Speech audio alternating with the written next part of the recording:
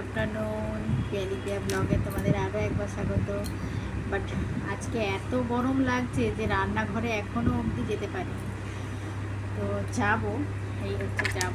তো ফোনটা একদম সকাল থেকে কারেন্ট ছিল না, যার জন্য ফোনটা চার্জেও দিতে পারিনি, চার্জও কম ছিল, ভিডিওও করতে পারিনি। তো এখন কারেন্ট আসতে এখন এই কিছু ভিডিও করছি। তো আর একটু পাখার হাওয়াও খেয়ে নিচ্ছি। তো এখন যাবো রান্নাঘরে। আজকে রান্না করবো হচ্ছে মাছ ভাজা, মুসুর ডাল করব, আলু ভাতে দেবো। তো এই হচ্ছে আজকে রান্না।